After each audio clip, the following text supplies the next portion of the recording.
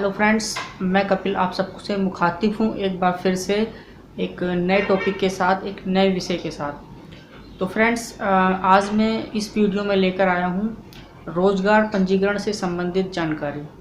Friends, मैं सबसे पहले आपको बताऊँगा कि रोज़गार पंजीकरण क्या होता है, इसको क्यों कराते हैं, ये कहाँ होता है, और अगर आपका रोज़गार पंजीकरण अगर एक्सपायर हो गया हो यानी कि रिन्यू कराना हो तो वो कहाँ होगा और कैसे आपको क्या करना होगा।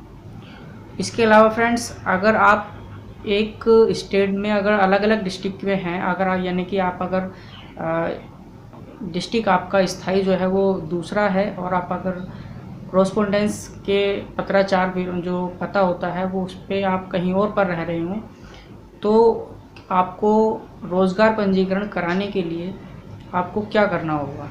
तो फ्रेंड्स, मैं शुरू करता हूँ सबसे पहले कि ये क्या होता है। अगर आपको राज्य सरकार की कोई भी सरकारी नौकरी लेनी है तो आपको रोज़गार पंजीकरण कराना अनिवार्य होता है।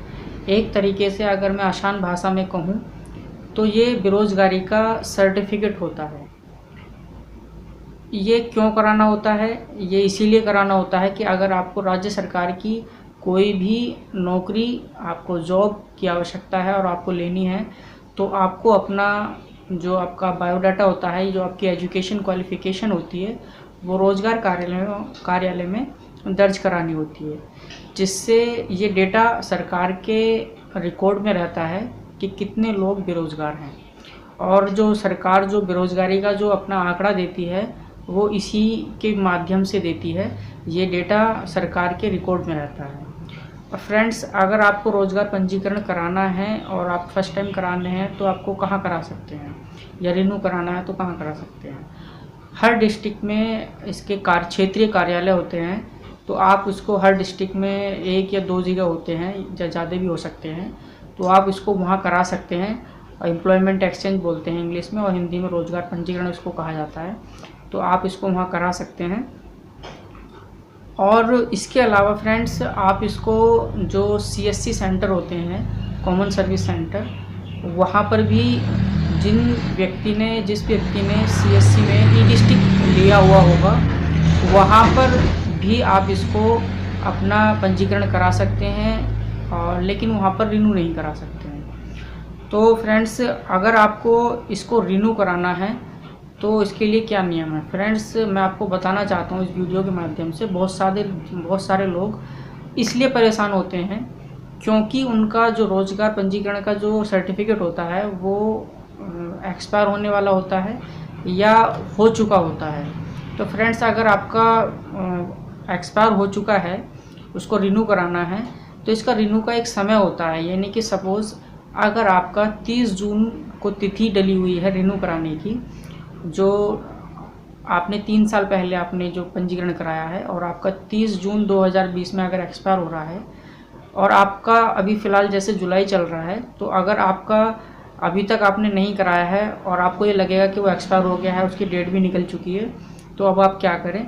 तो मैं आपको बताना चाहता हूँ कि जो आपकी तिथि रोज़गार पंजीकरण में दी हुई होती है 3 साल बाद की, उसके बाद आप 3 महीने उसमें ऐड कर लीजिए।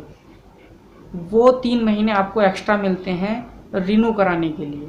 यानी कि अगर आपका 30 जून 2020 को सपोज़ अगर एक्सपायर हो गया है, तो आपको जुलाई, अगस्त और सितंबर, 30 सितंबर तक का आपका पास समय होता है उसको रिन्यू कराने के लिए। अगर आपके वो 3 महीने भी निकल जाएं, फिर आप क्या करें। तो इसके लिए फ्रेंड्स, अगर आपके 3 महीने ऊपर निकल गए हैं 3 साल से, यानी कि 3 साल 3 महीने हो चुके हैं और आपका एक्सपायर हो चुका है, तो फ्रेंड्स अब आपको नया पंजीकरण कराना पड़ेगा। यानी कि अब आप रिन्यू नहीं करा सकते हैं। जो नियम है वो 3 माह तक आपके पास समय होता है उसको रिन्यू कराने का। फ्रेंड्स, एक प्रश्न मेरे पास ये आता है कि बहुत सारे लोग का जो स्थायी होता है वो अदर डिस्ट्रिक्ट का होता है, और आप अदर डिस्ट्रिक्ट में जा कर के रह रहे होते हैं, या आपका वहाँ पर पत्राचार का व्यवहार पता होता है, या स्थायी रूप से रह रहे होते हैं या स्थायी रूप से रह रहे होते हैं, लेकिन आपका जो डोमिसाइल है वो आपका किसी और डिस्ट्रिक्ट का होता है। तो आप उसमें क्या कर सकते हैं। तो उसमें आप फ़िलहाल आप ऐसा कर सकते हैं कि आप जहां पर वर्तमान समय में रह रहे हैं, अगर आप उस डिस्ट्रिक्ट के क्षेत्रीय कार्यालय में रोज़गार पंजीकरण कराना चाहते हैं तो आपको उस एरिया का जो पता का प्रूफ होता है, जैसे आधार कार्ड हुआ, आजकल सबसे ज़्यादा चलता है, तो आधार कार्ड आपको उसमें कोरोस्पोंडेंस एड्रेस आपका आधार कार्ड में अपडेट होना चाहिए, यानी कि लोकल का होना चाहिए। सपोज़ जैसे माना जाए मैं देहरादून का रहने वाला हूँ, मेरा डोमिसाइल अगर देहरादून का है और मैं अगर हरिद्वार में पंजीकरण कराना चाहता हूँ, तो मेरा जो आधार कार्ड में जो पता है वो हरिद्वार का होना चाहिए, देहरादून का नहीं होना चाहिए। अगर आपके पास देहरादून का स्थायी और देहरादून का ही पता है आधार में, तो आपको फिर देहरादून ही रिन्यू कराना पड़ेगा या रोज़गार पंजीकरण कराना पड़ेगा। अगर आपके पास हरिद्वार का पता है तो आप जो है उसको हरिद्वार डिस्ट्रिक्ट के जो क्षेत्रीय रोज़गार पंजीकरण कार्यालय होता है वहाँ पर आप इसको करा सकते हैं। तो फ्रेंड्स, अगर ये जानकारी आपको अच्छी लगी रोज़गार पंजीकरण से संबंधित, अगर आप इसको अच्छी लगी तो प्लीज़ आप इसको शेयर करें और मैं फिर से आपसे मिलूँगा नेक्स्ट वीडियो में। तब तक के लिए धन्यवाद।